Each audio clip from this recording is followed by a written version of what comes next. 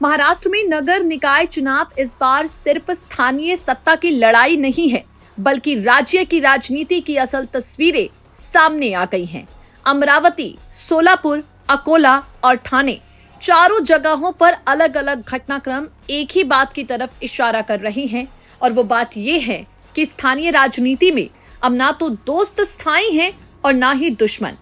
खास करके अगर अमरावती की बात करें तो यहाँ पर अमरावती में भाजपा और युवा स्वाभिमान पार्टी के बीच गठबंधन टूट चुका है। नवनीत राणा जो भारतीय जनता पार्टी के समर्थन में रहती थी, अब नवनीत राणा का बीजेपी से रास्ते अलग हो चुके हैं और भाजपा नेता प्रवीण पोटे ने नवनीत राणा और उनके पति रवि राणा पर बिना नाम लिए तीखा हमला बोला है। प्रवीण पोटे ने कहा, भाजपा को चमचों की जरूरत नहीं है और राणा की राजनीतिक भूख कभी खत्म नहीं होती।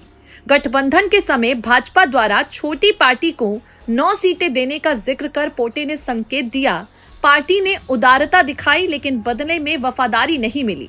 इस बयान के बाद अमरावती में एक बार फिर से राणा बनाम पोटे की पुरानी राजनीतिक लड़ाई तेज होने लगी है। आपको बता दें, नवनीत राणा यहां पर पूरी तरह से भारतीय जनता पार्टी की तारीफों के पुल बांधती थी।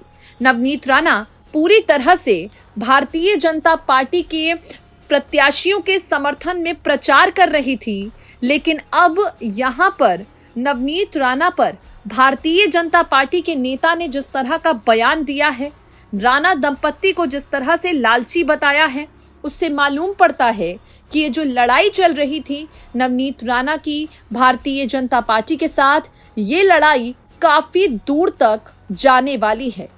फिलहाल नवनीत राणा की तरफ से इस मामले पर किसी तरह का कोई बयान सामने नहीं आया है। अब इस मामले में आपकी क्या प्रतिक्रिया है? कमेंट सेक्शन में कमेंट करके हमें जरूर बताएं।